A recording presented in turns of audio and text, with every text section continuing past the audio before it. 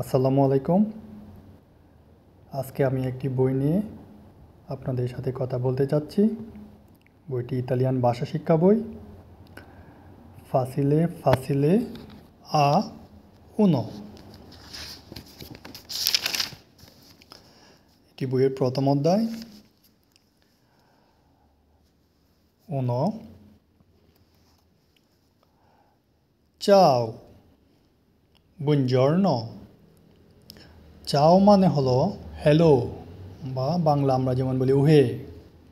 তো ইতালিয়ান ভাষায় হ্যালোকে বলা হয় চাও। বুনজর্নো, বুনজর্নো মানে শুভ সকাল। ইংলিশে আমরা যেমন বলি গুড মর্নিং।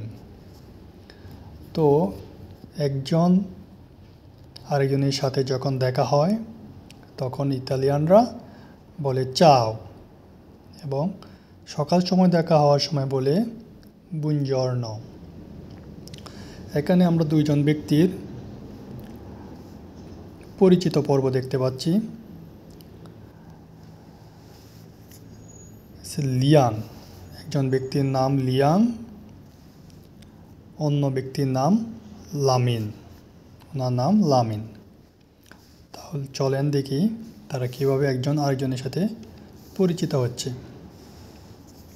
চাও, লিয়াং। চাও,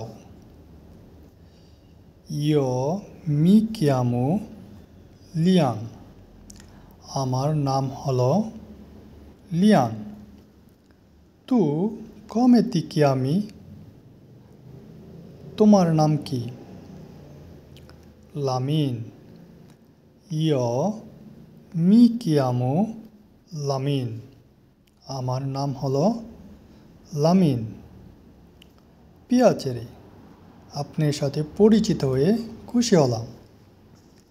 লিয়াং, পিয়াচেরে, আমিও আপনার সাথে পরিচিত হয়ে খুশি হলাম।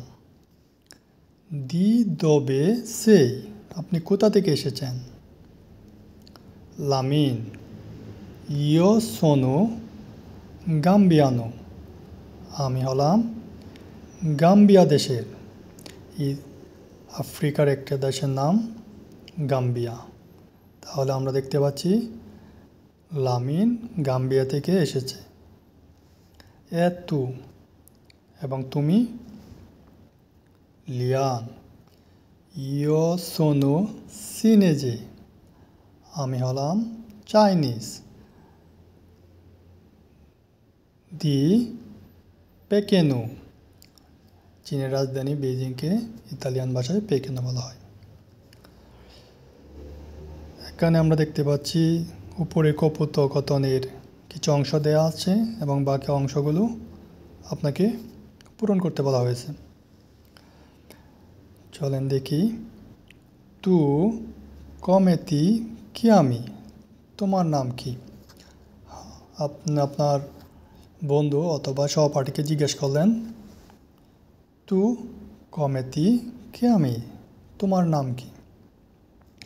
তো সে উত্তরে বলবে ইয়ো মি চিয়ামো, তার নিজের নাম এখানে বলবে। তারপর আপনি প্রশ্ন করলেন দি দোবে সেই, তুমি কোথা থেকে এসেছ? সে উত্তরে বলবে ইয়ো সোনো, তার দেশের নাম। সে যদি বাংলাদেশ থেকে এসে থাকে তাহলে বলবে বাংলাদেশ বা বেঙ্গালিজে। দি ঢাকা, সে যদি ঢাকার বসবাস করে তাহলে বলবে ঢাকা, বা অন্য ডিস্ট্রিক্টের হলে অন্য ডিস্ট্রিক্টের নাম বলবে এখানে।